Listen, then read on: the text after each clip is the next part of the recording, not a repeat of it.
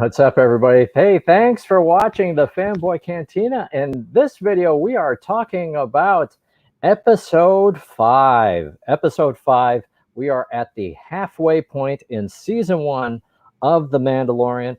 And let me bring out my good friend, Mr. C. Mr. C, how are you doing today? Feeling good again. Glad to be here again for our own very special review of a very special episode. That's right. Yeah. No, this show is really picking up for me. We've talked about it before. First few episodes were a bit of a struggle, but now it's really starting to work for me. And as always, please post in the comments if you're watching live. Post in the comments. Add your thoughts about the show, and we would love to chat with you. In our standard format, let's just talk about a little bit of non-spoiler reactions. How did you feel about this week's episode 5? Again, the pace has definitely accelerated. Again, we had earlier episodes that were doing a chosen, intentional pace, referencing historical television and referencing different degrees of illusion or different degrees of mystery. The unraveling, the revealing was on the slow burn. Mm-hmm. But somebody's definitely turned up the burner because the pace is going so fast now, and it's definitely in terms of what genre is it slotting into now. It's definitely slotting more into action and mystery than what the earlier episodes were.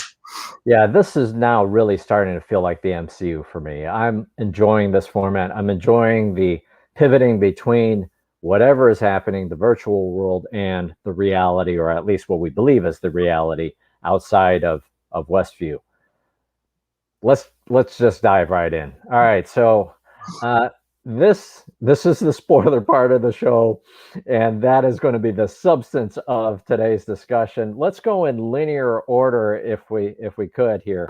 And we open up, it's in the 80s. And what show did this remind you of, actually? What did the set remind you of? Well, again, with all the layers going on here, the set design had so many similarities to Full House was the first thing that it struck me as. So you have the Olsen, now the older Olsen sisters, in some kind of homage tribute being put in front of us through the younger Olsens, the younger of the Olsen sisters. So there was that. What was your take on the? It was family ties for me. That it was totally family ties. Like I'm pretty sure it had the same. It's been a long time since I've seen the show, but that staircase and our character that we see at the end reminded me of a character in Family Ties. Interesting. But we can get to that. So the show opens up. There are the two babies crying, and Agnes comes in, seemingly, it's just, she's always there somehow. She always seems to arrive at the perfect time. There's the antics with the binkies, with the pacifier, whatever. And in that opening sequence, there is a break where Vision says, "Did you see that?" Because Agnes asks, "Hey, Wanda, do you want to do a retake? Because it was supposed to play out like this." And then Vision sees that and wonders what the heck is going on. Thoughts on this beginning sequence here with the babies? Again, tying to what we're saying about the pace. Yeah. So the doorbell rang at say the 3-minute and 20-minute mark into the show, and then seconds after that, Vision's doing the comedy bit of, I was just having my face behind the pillow, just putting on my human face versus my synthezoid face. So we're still in sitcom layering and sitcom mode with that. But then within 30 seconds of that, he's pulling Wanda aside and with the whole, that was odd what she said, or should I take it from the top again? So again, just playing with the fabric of this reality and it being tested, and is it how is it all going to unravel, or what specific threads and directions are going to continue to unravel. So it's hitting us right out of the gate within the opening minutes. Now I thought this was also interesting. So Vision said, maybe she better not, did you wash your hands? So then as Agnes interacted with the twins, or more specifically the cribs, at no point did she actually physically touch the kids at that time. She was, doing her exercise routine and rocking the cribs at the same time. Again, very something you'd expect to see in a sitcom. So that was all kinds of interesting. I wondered because the antics were so weird, and certainly you have the weird neighbor type of thing in any kind of sitcom, but the spraying of the lavender on the twins, that seemed, well, I mean, it could be something quirky, or it could be exercising some kind of magic or voodoo upon the twins. It seemed very strange, and it's after Agnes has done that the kids have miraculously aged up to what, 6-7 years old, or I don't know how old they were, but they've aged up. So it made me wonder if Agnes is the key catalyst for whatever's happening with the twins. Right. And again, now that we're to episode 5, coming 6, 7, 8, 9, those things will start to present themselves more. At first, they went from infant age to 5, and then later on, they further aged up regarding the puppy. I thought it was interesting as they ran whichever layer it is, as they ran the opening credits that replicated the Family Ties sitcom opening credits, with the coloring in the characters. Again, that was kind of funny to see baby Vision and that. Yes. Oh, look! That's funny. I thought there was a weird quote, and I wrote it down, that Agnes, something that Agnes said: "Kids, you can't control them, no matter how hard you try." And I wonder if that is foreshadowing what may happen later on in this series, and to some extent, you start to see some of the fraying later on in the episode of whether Wanda is exercising control of it, over everybody, over everything that's happening.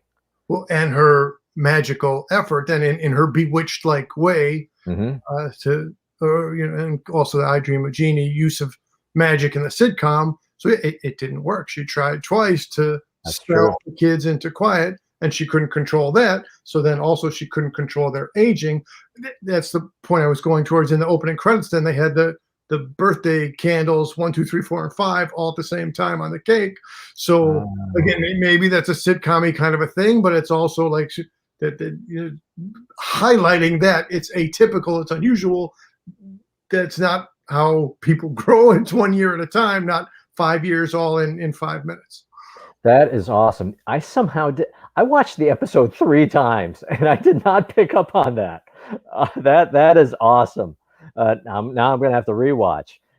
In that, since we're talking about that title sequence, if you listen to the lyrics, it's actually very well done. It's like "Phase My Way Into Your Heart" is one of the things, but the constant refrain is "making it up as we go along," and that's how some of the fraying at the edges of how this episode really didn't make sense in the sitcom world. That it was starting to fray at the edges, and they're making it up as they go along. So after that opening sequence, we're back outside of Westview in reality, and we see Monica being examined by the sword agent, the sword doctor, and the X-ray doesn't work. That's interesting. They're still examining the clothes.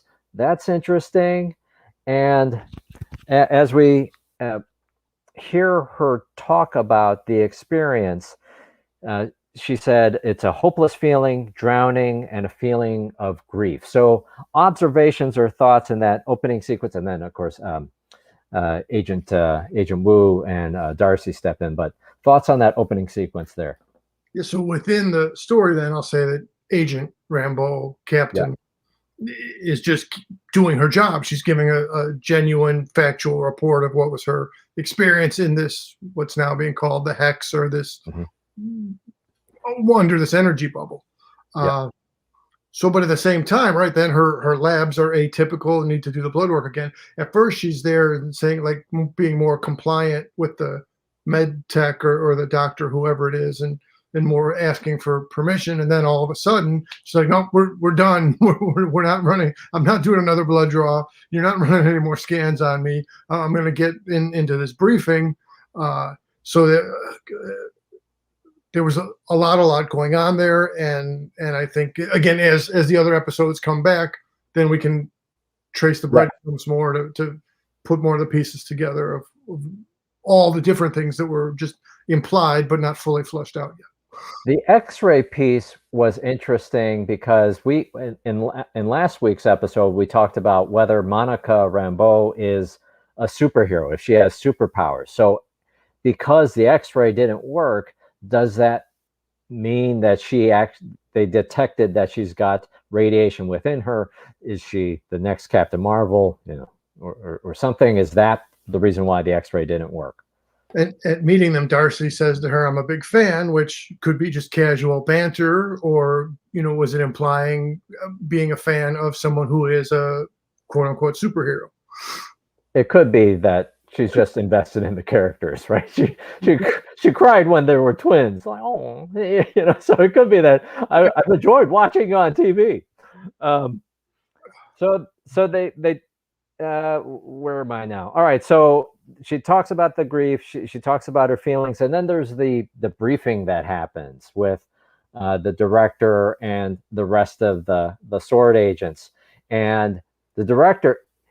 Writing wise, it felt a little heavy-handed here for me, but I get it. The director is trying to explain his point of view of what's happening.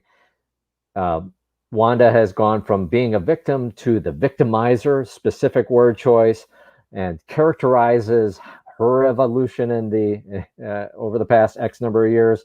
And then Agent Jimmy has a different take, like, okay, that's an oversimplification of the story.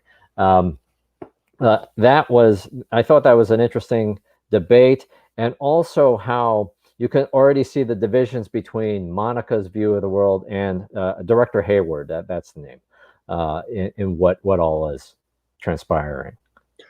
I'll give you that the writing was, it didn't occur to me, but I'll give it to you as you're saying it, that it was a touch heavy-handed. At the same time, I think they were trying to make it like flag it. Hey, look at this. We're going to set up a slight difference between this guy's take and Jimmy Woo's take, and Monica Rambeau's take. Then to the payoff later with the sending in the drone, and all of a sudden he's calling for fire, and then jumping ahead a bunch, and we'll jump in. But that's jumping far ahead enough for now. So yeah, they did a setup and a payoff, and they're having limited use of his C-list, D-list supporting cast character, but I'm curious how aggressive he's going to be in the future episodes, and let's see how it plays out. Yeah, I mean, you're right. It's a 30-40 minute episode, each one of these shots. There's only so much character development that you can do in that particular episode and have it pay off as a single end-to-end episode. So you're right on that. I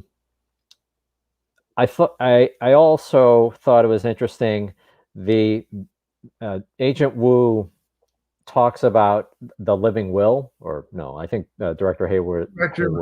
Is he really a living will, or is he just pulling that out of his hat as a is he influencing the without actual facts or without actual legitimate based in reality?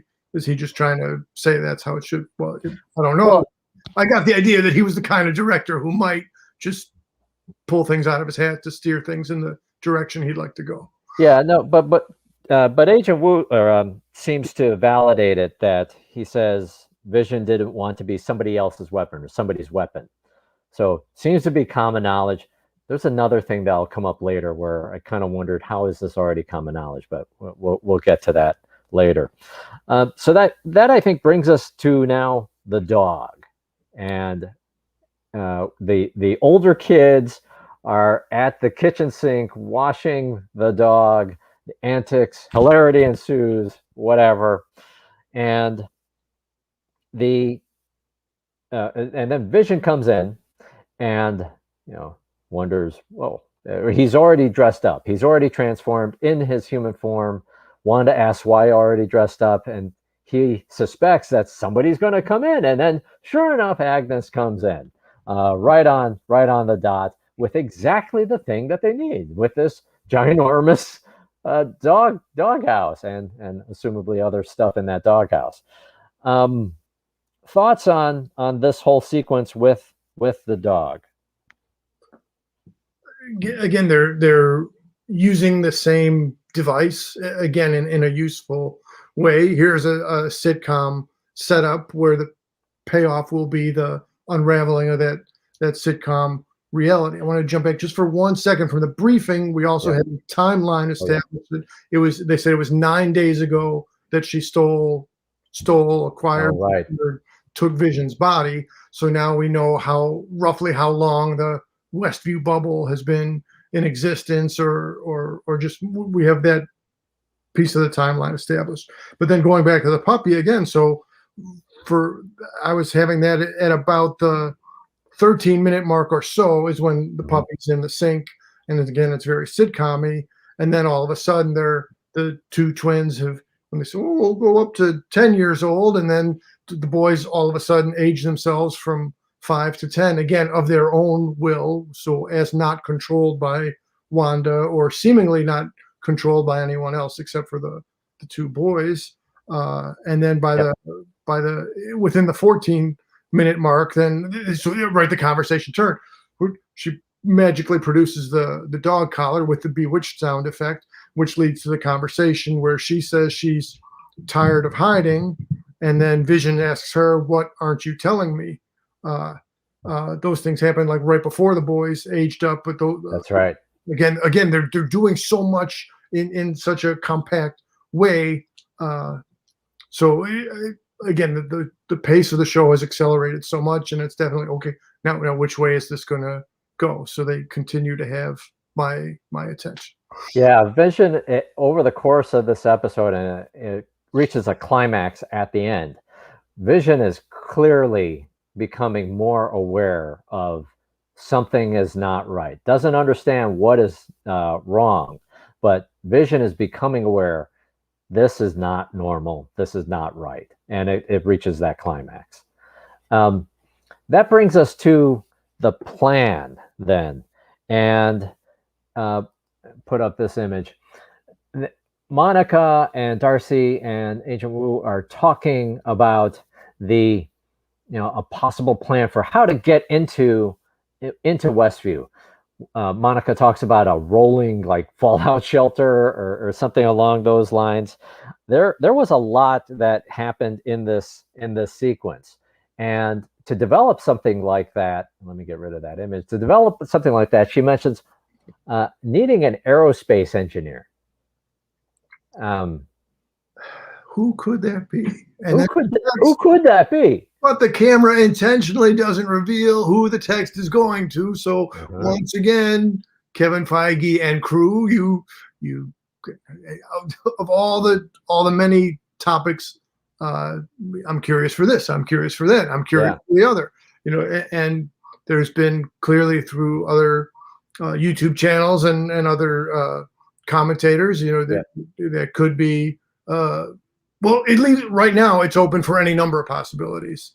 And so right now it hasn't been narrowed down to which of the possibilities it will actually be. So they've got me guessing. All right. You got it. You got to say something. So what do you think it could be? I mean, we have nobody right in the MCU right now that's an aerospace engineer that we're aware of. That we don't know the rest of the breadth of people in Sword. There has been talk about the Fantastic Four appearing in the MCU potentially soon. I don't think there's a timeline that's been announced, but we know that it's dangling out there. Could it be a Reed Richards or Sue Storm or somebody else?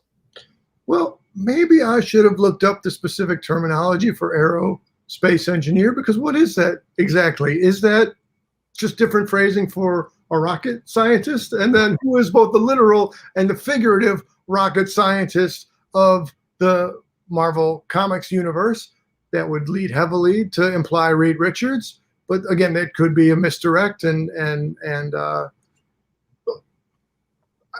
some people said it could have been just a general term, and it could have been a different. Maybe it could have been Hank Pym. Maybe it could have been Hank McCoy. Yeah. So amongst all the brilliant Hanks of the Marvel universe, we'll. If I have to put a guess out there, I'll say Reed Richards.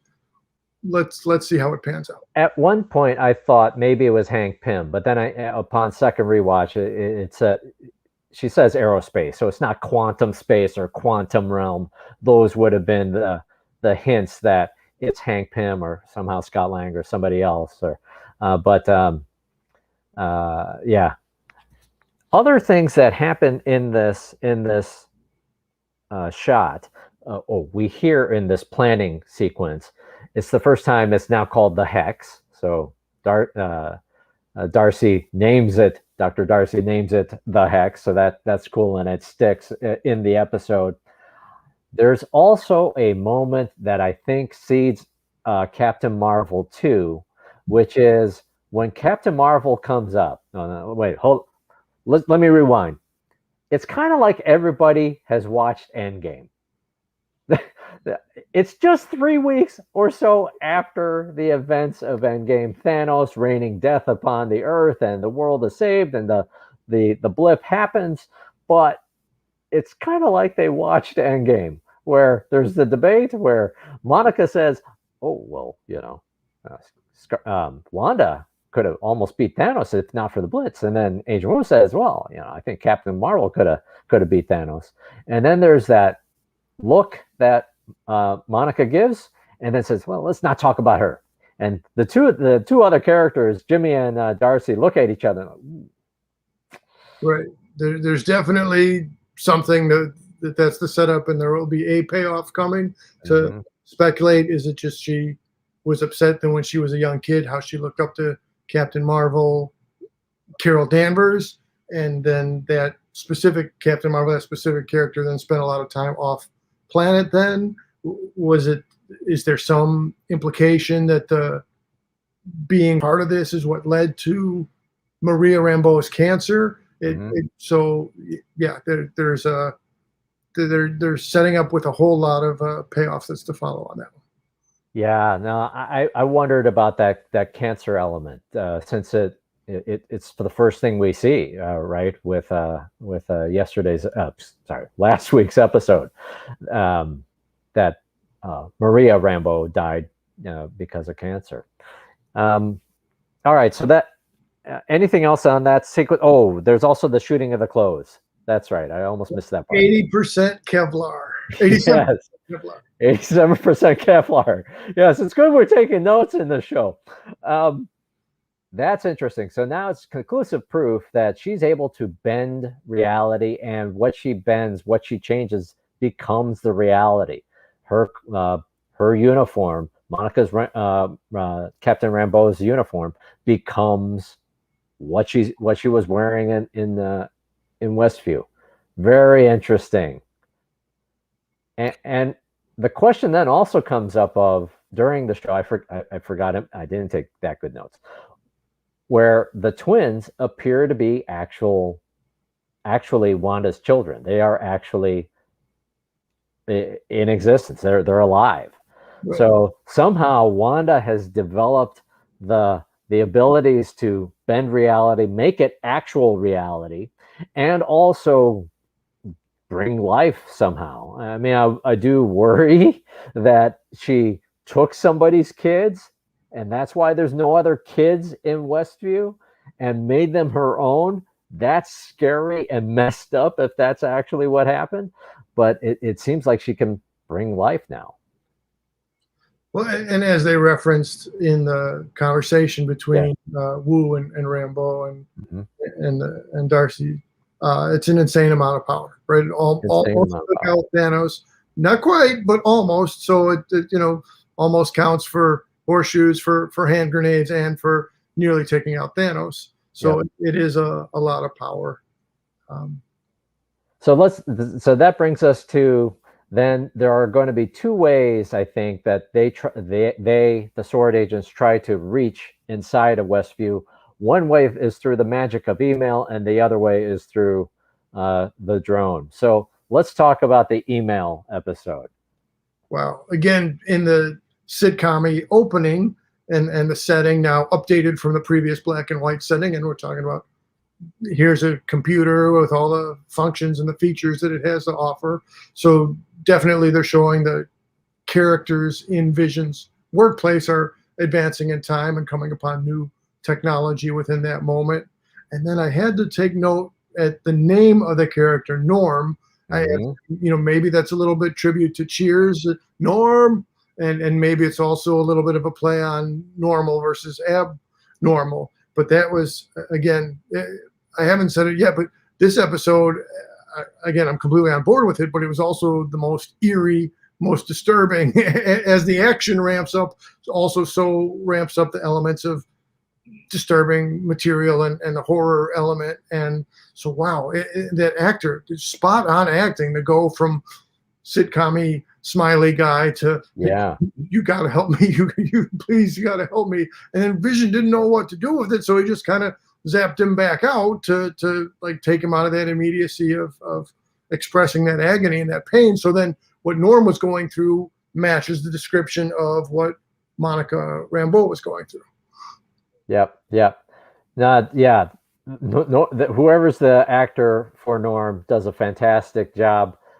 Did you notice that they are typing on a Commodore 64 to look at email? In some shots, you could see the little color bar toward the bottom, and so again, things are somewhat derivative or somewhat out of sorts, and then just the fact that all the extras or the rest of office workers in the back, as they're reading the email in unison, that had a degree of creepy groupthink to it also. To the extent that word choice matters, in the beginning where there is the briefing, the director talks about the Westview anomaly. In the email, it's referred to as the Maximoff anomaly. So they've gone from, there's something weird that's happening in the town of Westview, to, no, it is you. It is Wanda doing all of this stuff. It makes me wonder, in last week's episode where we saw Dead Vision, whether, because we talked about it, whether he's like some kind of really creepy puppet that's moving around. But Dead Vision is, zombie-like. He is able to talk and manifest itself. But because Vision was able to do something to Norm by putting his hands on Norm's head, I'm now wondering, is Vision alive in some fashion? It may not be superpowered Vision, but it's some kind of creepy, disturbing, reanimated version of Vision. I don't think it's a dead corpse being puppeted around, which is messed up.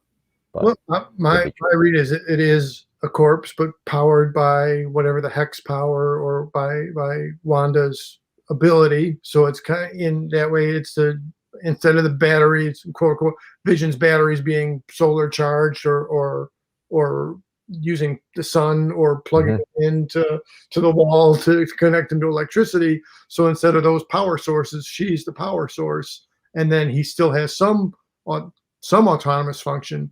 But again, it is just that. It is a puppet, a wind-up toy, a thing that's under her control. It definitely could be. I really felt for Norm and everybody else. I also wondered, is everybody dead in Westview? I don't believe that. I believe they are being manipulated by some force, because when Norm steps out, he does ask, I guess you could have a Lost type of situation going on here.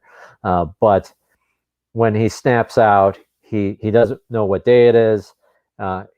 She must be stopped. It hurts. When he said she, I wondered who the she was. Were we to infer that it is Wanda, or does he maybe know that it's somebody else? Could it actually be Agnes that's doing this. Could my first thought was Wanda, but then the other possibility is Agnes, and then I guess the other possibility is yet unknown character to be identified. So unknown big bad, right? That brings us then to the twins and Wanda joined together at the house. Vision is seemingly at work. The kids are wondering where's Dad. Wanda says, well, he's at work. It's Monday. No, the kids say it's Saturday. So you can't control the kids. The kids are wondering what the heck is going on. And there's the exchange that they have together on the sofa. Family is forever, Wanda says. And then there's some kind of thing that makes the dog upset and run out of the house. Thoughts on this part? It was a more clear demonstration that they are really just making it up as they go along in this TV show, in the virtual sitcom TV show. Right. So exactly. So the lyrics within the credits of making it up as we go along. Right. Another beat following that theme, and then also within that conversation, I'm like, how messed up is that? No, it's Saturday. No, it's Monday. Yeah. Right. The kids have some kind of memory and some kind of sentience to them where they're able to, it wasn't just okay, it is Saturday then, or they didn't just go along with it. And then within that same conversation, Mom, did you have a brother? Oh, he's far away. That makes me sad. So further, again, so much condensed in here, more setup for the forthcoming payoff on that. Yeah. Yeah. The next sequence that we see is the drone strike as well as the aftermath then. So just to combine those two events together. There's the drone attack happens. Captain Rambo is trying to talk to Wanda and try to help, but then the director fires the missile at Wanda, which would have killed Wanda and the kids. That's kind of awful. But then Wanda breaks through and drags that missile all the way back, and here you go, right in front of the agents. Thank goodness it didn't explode, but yeah, I got your missile right here. Your stuff came over the fence, so let's get this off of my side of the property line. Everybody, let me make that clear to you. Wow, that was so. She was, and then her clothes were then her costume or her attire that she used in combat in the previous movies. And then the director goes, that was just a precautionary thing. Like it's a freaking missile. Let me say, what was he expecting then to have all the green laser lights on her? Like he should have been expecting for what did happen for Wanda to do a manipulation where then all the laser targets or his entire complement, his troop, was then aiming their weapons at him. Right. Yeah. If the events of Endgame are so commonplace, if that's common knowledge for people, yeah, you'd think maybe a bunch of guys with guns is not going to cut it with Wanda. In that sequence, she says a few things. Stay out of my house. I have what I want. And so now she clearly looks like the villain in this sequence. Anything here before we get to the commercial? Before the commercial break. Not our own commercial break. Although if anybody wants to sponsor this thing, let us know. But anything before we get to the commercial? No, just now she's reiterated her point. She bounced Monica out of the house. You're not welcome here. The specific phrasing. So now she's saying, she's being very consistent in her message. Don't stay off of my side of the fence. This is this is my private property line here. And her emotions are also very clear. She's not at all happy with it. I'll say as a more nuanced thing, as Monica's speaking to her, she doesn't contradict or refute what Monica's saying, but at the same time, she doesn't just cave and go along with it either. So she responds, but doesn't make the counterpoint. She just advances the conversation in a different way. So I think that's showing us that, yeah, on some level, Wanda is acknowledging there is a truth, there is a reality to what Monica's saying, but she's choosing to go a different way. Yeah, there feels to be a genuine empathy there, that Wanda is understanding that this one is not the enemy. The agent director guy, that may be a bad guy. He defined himself as enemy. Yeah, but Captain Rambo, somebody potentially to be trusted. That brings us to the commercial. I didn't have a whole lot to say about this one, except because it emphasizes Lagos. Lagos is the place that you see in the beginning of Civil War, where the explosion happens, and then it's the impetus for the Sokovia Accords. I didn't have anything else about the commercial. Did you? Right, no, just some people have speculated, are each of the commercials referencing one of the Infinity Stones? Maybe, maybe not. We'll see. And they might not confirm or deny that. So again, it's somewhat open to headcanon, as they call it, or just people's individual interpretations of things. Yeah. So, and now, but also timeline. So there's Stark related, there's a Hydra related, there's a Strucker related. So there's just another plots. You're right. Points along that line of the ads. So we'll see how it comes together. But now, so interesting for me, it was related to cleaning up the mess you didn't intend to make. Shortly thereafter that, so Vision walks back into the kitchen and he's washing his hands. So now you just had a ad within the show about the cleanup, and here comes Vision. And it wasn't just a quick rinse and go. He took a deliberate time at the sink to give a good scrubbing. And for whatever reason, whether they intended this or not, this is my read on it was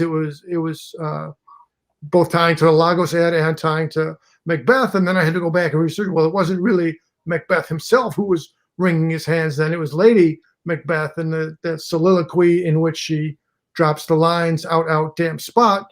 And that was in response to, in the Shakespearean story of Macbeth, her guilt or her processing all the severe, extreme, murderous actions that she sent her husband Macbeth out to set in motion. So I just thought of it as a Vision was in that same kind of a way. He was having some kind of remorse, and then after that he was soon to be in a rage, in an emotional range which we had not seen in the Vision character previously. You're not going to control me. So yeah, to me, my glimpse of that Macbeth read fits in. This is somebody who's in turmoil and is it again quickly escalates and elevates, and all of a sudden but through his synthezoid emotions, not completely in control of himself, he needs to express that rage. Right. In this, that whole there's clearly an evolution of Vision and becoming more aware of what is actually happening, or trying to figure out what is actually happening. I like how you tie it all together. That was a deep cut. Yeah. After I saw Dead Vision, I wanted to wash my hands last week. It's like, I don't need to see this again. I'm going to watch some cat videos or pictures of puppies. It was just, whoa, that was dark. With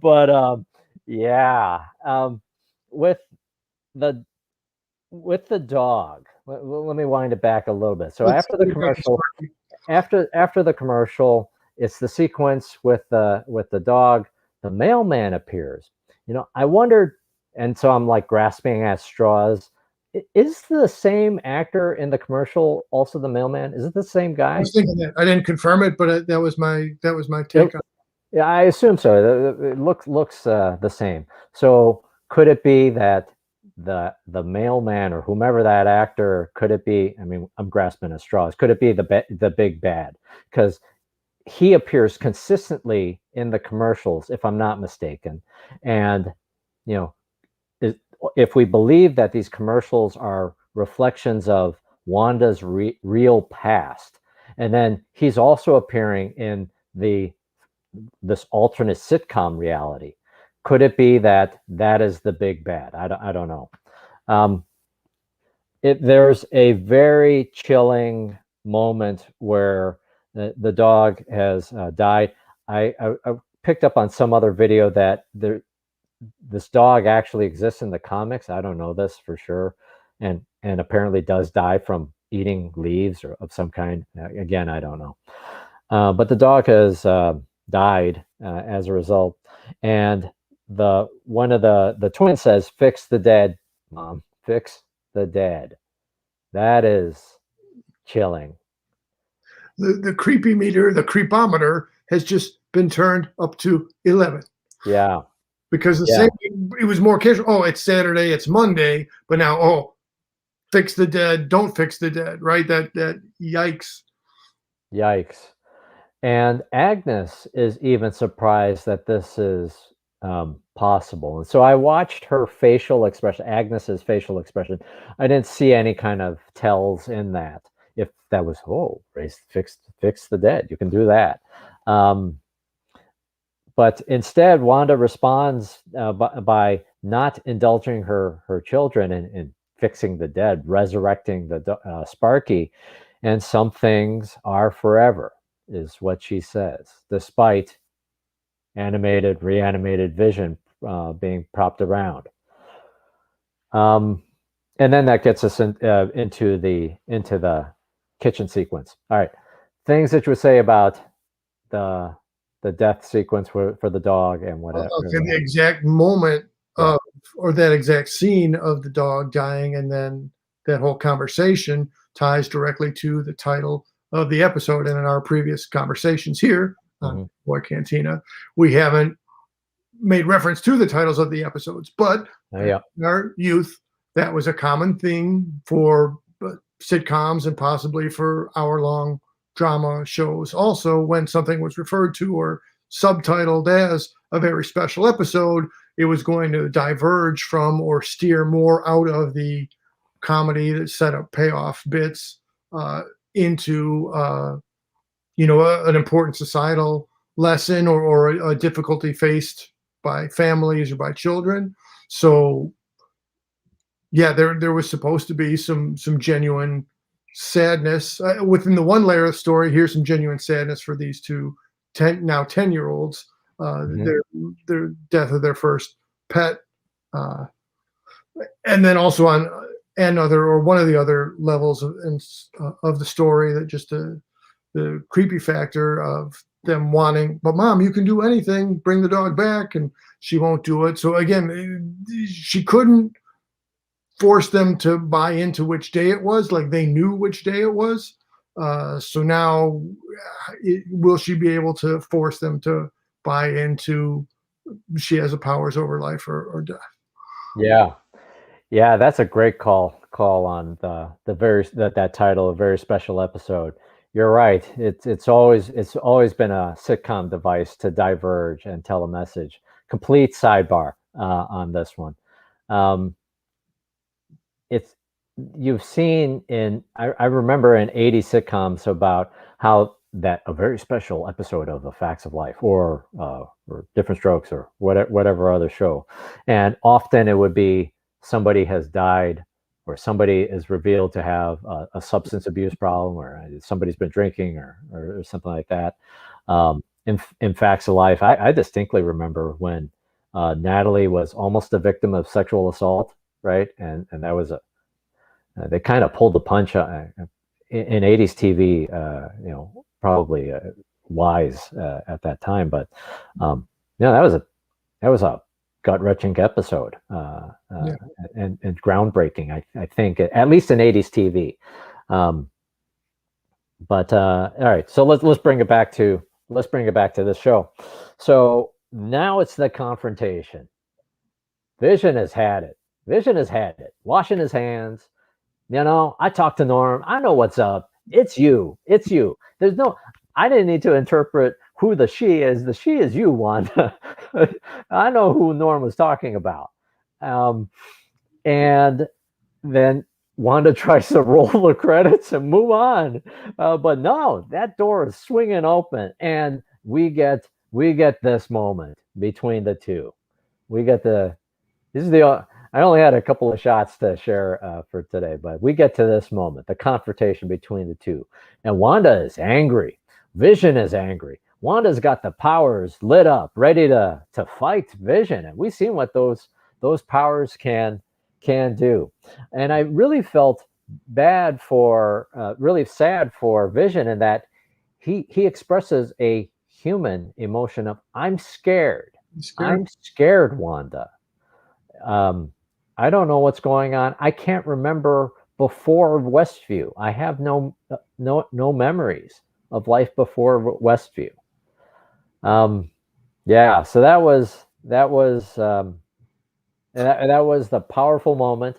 While I gather my thoughts here, Mr. C. Well, when people are scared, what happens, right? So just without an overcomplicated explanation, if somebody's scared, they can go into fight or flight mode. And so now literally they're both in flight, but and ready to fight. And the posturing there is completely similar to whichever other combat scenes they've had in the past.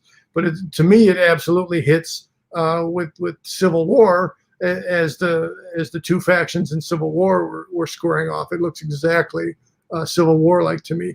I was just throwing that in the previous episode there was stained glass on the window in the doorway. So now here's a different stained glass. So whatever the backstory is or the Easter egg of the stained glass is, there's something there still. And just on Family, I don't really. It's been a long time since I've seen Family Ties, but I thought the front door and the staircase were in inverted positions in Family Ties. But that's maybe right.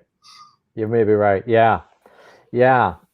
And when they sit down, when the two characters sit down, Wanda's trying to relax Vision, don't worry, or whatever. And then there's Vision is still not having it. Vision is still not believing anything that Wanda is saying. But then Wanda breaks. There's a crack where she says, I don't know how this started in the first place.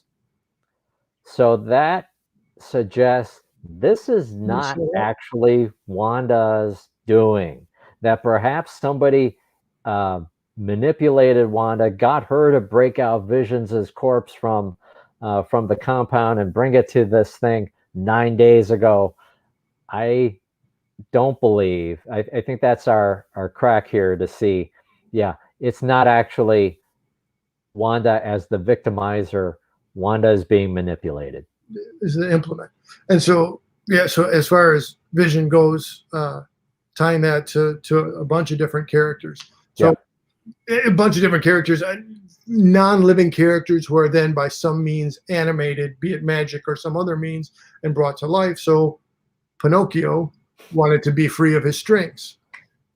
Frankenstein's monster, as he continued to observe and learn and put thoughts together, didn't want to be under anyone's control and want to find his way in the world. We could look at other examples, also maybe Pygmalion and other things. But yeah, any artificial life form that then comes to life definitely wants to continue to have some free will. And so wow, as did Norm have this tough experience, and Monica had this tough experience with being within the hex. So Vision is also having his own really rough go of talking heads. How did I get here? This is my beautiful house and my beautiful. That's true. Yeah. Wow. I'm wrapping my head around what you just said about how it ties to other fairy tales or other well-known novels. Pinocchio comes up in Agent Ultron. Like, Ultron talks about those strings on me. All of that. The Hulk is really, Dr. Jekyll and Mr. Hyde. Those types of archetypes of, famous great novels or other material infused in the creation or the development of our superheroes in the MCU. So that brings us to what could actually be the very special episode moment. Maybe it's not the death of a dog, but instead, look who's at the front door. And the cuts and the sequencing and the timing and the buildup of the anticipation. First, the door opens, then we cut back to Darcy, then we cut to the back of the head and it's gray. And I heard speculation of which character is going to show up. And I'm like, well, who would have gray hair? And I have to confess, I didn't really get it. I'm like, did they gray out Doctor Strange a little bit more? Is this, is Doctor Strange about to walk in the door? And then the reveal, the spin around, and including Darcy's layered comment, she recast Pietro. So he is the Quicksilver, the actor who portrayed Quicksilver, but not in the Marvel Cinematic Universe. Since there were two concurrent Quicksilvers, here's your Fox X-Men universe actor as Quicksilver all of a sudden, with maybe a slight touch of a Eastern European accent in his comments, but also a very sitcom delivery, but he wasn't exactly bulky, but wow. Okay, so the character that I think he is in 80s TV, if this is Family Ties, it's the Scott Valentine character of Nick, which is Justine Bateman, Mallory, right? Wasn't her name Mallory? Yes. Justine Bateman's boyfriend, as played by Scott Valentine, Nick. Showing up or wearing a leather jacket. Well, showing up with the leather jacket. And yeah, I don't remember the sweeping majority of Family Ties at all, right? I mean, you got Michael Gross and Meredith Baxter Burney. Okay, so I remember that, and Michael J. Fox. But I remember Michael J. Fox with the his love of capitalism and his love of Nixon and love of money. But then Nick says, we can walk on coals or have ninjas fight us, but be sure not to get gingivitis. It's been decades since I've seen that show, but it is stuck in my mind. And so, hey, I'm going to pick fighting gingivitis instead of ninjas, I guess, for my dental hygiene. So, anyways, that was the mind-blowing thing. That was truly it. It all led up to this moment and the actor is Evan Peters, not Aaron Taylor Johnson, I think is the name of the other actor. Yeah. So, a lot of questions here, and I don't know how this works now. Because the two Quicksilvers, right? So that was the weirdness of the MCU and the Fox universe. They had cut the deal way back when to allow both characters to be used in their franchises. Now those franchises are together, but they had two very different arcs. And when I had heard that Quicksilver would be in both, if I remember the time and years correctly, I was shocked that the MCU Quicksilver was dealt with so quickly. He doesn't make it through the movie. But in order for this to work, or if both of them are bringing their own memories or realities, I don't know how this works. Because with Wanda, she has in her memory growing up with Pietro, and their parents are killed in front of them, right? What we said before about watching the Stark missile or Stark bomb, thinking it's going to kill them because it was ticking in front of them. But the parents were killed in that story. Meanwhile, with this other Quicksilver, the mom is alive, I think, still. Or he's living with his mom. Does not know who his dad is until later, and then it's revealed Magneto is the father. I think you haven't seen all of the because why should you? Don't. As a helpful tip for everybody, if you don't have to see Dark Phoenix, just don't. Don't see X-Men 3. Don't see Dark Phoenix. Just don't. You'll be better off for it. But Quicksilver knows in the Fox universe that Magneto is the father. So I don't know how this is going to work together. And obviously, Quicksilver is not Sokovian in the Fox world.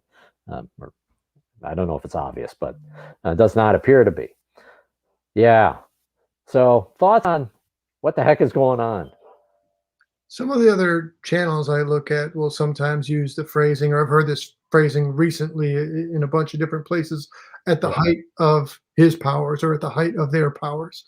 So Yeah. looking at the real world timeline now of the Disney acquisition of Fox, Mm-hmm. and then within that, as the first X-Men movie came out, ballpark of 20 years ago, not exactly a full 20 years, and so it started to build its universe, including then the Quicksilver character. But now we have the Fox and Disney acquisition and merger. So this, with all the possible misdirects, or with all the multiverse possibilities that are still just being introduced now, this is Kevin Feige at the height of his powers, and I don't Yeah. think his powers are going to immediately go downhill over this after this. I mean, this is an example of height of the powers to pull, to set up, to. I mean, where is this going? What is going to happen next? What, is a floodgate open? Are we looking at, considering for COVID and quarantine?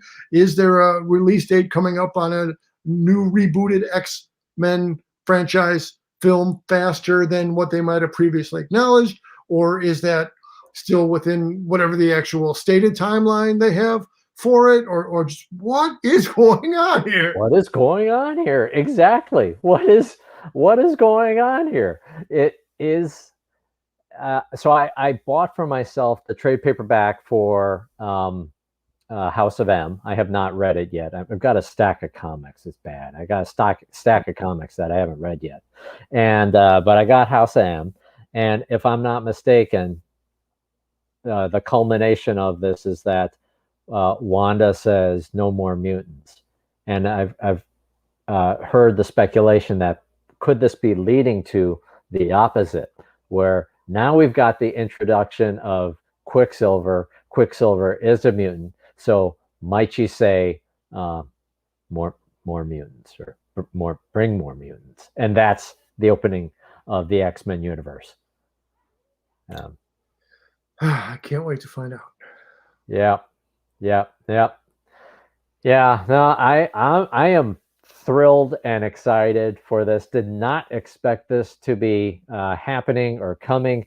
I understand in social media there was buzz about this, that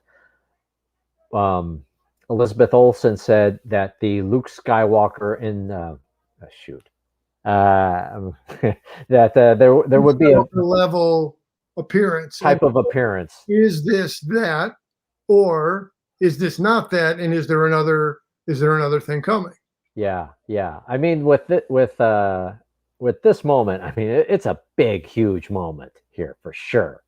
But could there actually be Professor X showing up, or another Wolverine? Right, the two pillars across the X-Men series, the X-Men movies. Could they be showing up later? How awesome would that be? Yeah, I do not know. All right. Well, I think we've covered the substance of the show.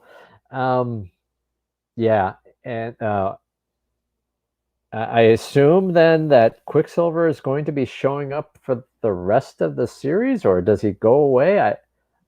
I don't know. I'll just say, from the trailers, I believe the next episode is the Halloween episode, and again, that has some historical tie to the Vision and Scarlet Witch miniseries or maxi series. There was definitely some Halloween related material in there. But to more directly answer your question, I don't remember seeing either Quicksilver or any Quicksilver. Will the real Quicksilver please stand up? I don't remember seeing any Quicksilver in the trailer for that. So either they intentionally left him out of it, and we'll just have to see what happens, or yeah. So who knows? We'll have to see. Yeah, I mean, if the sitcom reality is reality, if that is actually happening, then it is true. He is here. I mean, it could be another synthezoid. It could be that it's a figment of Wanda's imagination. It could be that some big bad has introduced that character. But I think the character is actually here. So, I don't know. Yeah, I hope it doesn't bog down the series because I'm enjoying the focus on just Wanda and just Vision, and not having yet another character. We are at the perfect midpoint of the series, episode 5 out of 9. So who knows? Maybe Quicksilver is an active part of the series here forward. All right. Well, any last thoughts before we wrap? Well, just one other nugget was, as in the Family Ties continuity, Yeah. when they had, so there was Mallory, Alex, Tina Yothers' character. I can't, whatever. I can't remember either. Sorry. And then after that, they had a fourth child who was at one point an infant. And then at the end of that series, they mysteriously aged up. You're right. Child. So I just wanted to say that was another tie-in to the aging up of the twins in a Family Ties influenced or Family Ties themed setting. That is a great take. You're right. That is a common thing. It happened in Growing Pains, right? Where there was a child, and then, oh my goodness, she's like 12 or something, or 10. Yeah, you're right. Right. It wasn't exclusive to Family Ties, but with Yeah. all the other tributes and references to Family Ties. What was the forcing of Oliver in the Brady Bunch? That was the first incident of let's introduce a kid for no apparent reason.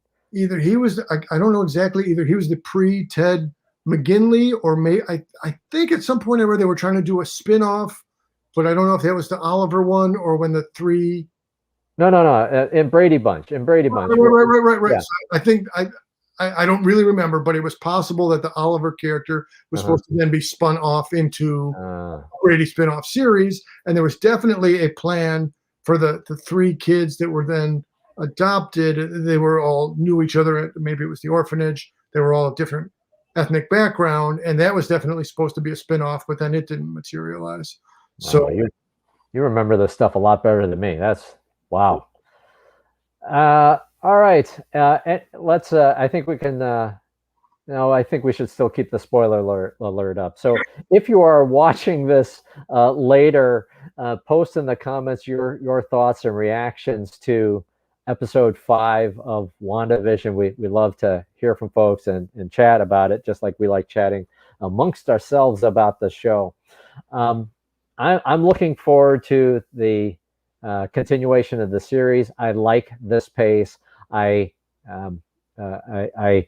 now better understand what they were doing with the first 3 episodes and trying to set us up, for this environment, for this world. But I prefer this pace. It's really picking up for me. I'm excited about where this can go. When Disney had its Investor Day, there was nothing talked about with regard to the X-Men. They did talk about their Marvel slate and Star Wars slate and so forth, but there was no talk about the X-Men. But that does not preclude them from shoving in, okay, and now we're going to get to the X-Men. Investor Day can happen every quarter or whatever. So, I think the future is bright for the MCU. I'm looking forward to it. Future's bright. Let's wear our shades. I've been waiting for them to be in their outfits that reflect the traditional depiction of their costumes out of the comic environment. So if nothing else, next week we'll have that to look forward to. But I'm confident the unraveling and the breadcrumbs will continue. And hey, we'll be back again for another conversation about this very good show. All right, I'm going to throw a curveball on you. What do you think is going to happen at the end of this series? Do you think that there will be a fight between Wanda and Vision that leads to the death of one or the other? Do you think that this may be where it goes? I'm gonna off that curveball. I'll see the pitch coming and say, well, if Wanda is to be used in the next Doctor Strange movie, the Multiverse of Madness, then if she does die, then we have her reanimated or brought back from the dead to be in that movie in some kind of a way. So that would lean towards it's not likely she will be dead. Well, there's almost dead and there's completely dead, right? Yes. So I don't think she'll be dead. Now, as far as Vision, does he get powered down for a stretch, or does he get reanimated without strings and without an Infinity Stone? At some point, I expect them to use the Vision character back on the large screen in Avengers 5 or whatever other venue they might use him. So I don't think he's dead either. If I have to pick between, as you implied in your question, between if it's Wanda versus Vision, which one of them comes out on the I would guess she would be the victor of that battle. Yeah. I mean, she killed him before, right? So it was consensual. He was right. He was for the greater good. Yeah. I mean, I think this series ends in tragedy. I guess that's my broader point. That I think there will be a tragedy at the end of this when you open the door of manipulating the lives of actual people, potentially thousands of people in the town of Westview. It could be that, as Captain Rambo says, that maybe it's a perimeter and Wanda is trying to save people to create this quarantine so that others will not be as affected, or will not be affected by whatever is happening in the town of Westview. But it still is. These people are being brainwashed, probably by Wanda, probably being manipulated. I think there are consequences for that. I think this ends in tragedy, just like many romances of this kind of thing in cinema. That there may not be a happy ending in this thing, but I do think at the end, as Agent Wu says, with the rapid aging of the children, that there'll be empty nesters by dinner time. I do think at the end of the series we do get the aged up Billy and Tommy as the Young Avengers characters. Yeah. All right. Okay. All right. Well, thanks so much, everybody, for watching. And again, if you are watching this later, post in the comments your thoughts and reaction. And as always, please take a moment to like, share, and subscribe. We are on Twitter and YouTube and Instagram, and so our information is down below. Thanks for watching. Please take a moment to like, share, and subscribe. This has been the Fanboy Cantina. Take care, everybody. Thanks a lot.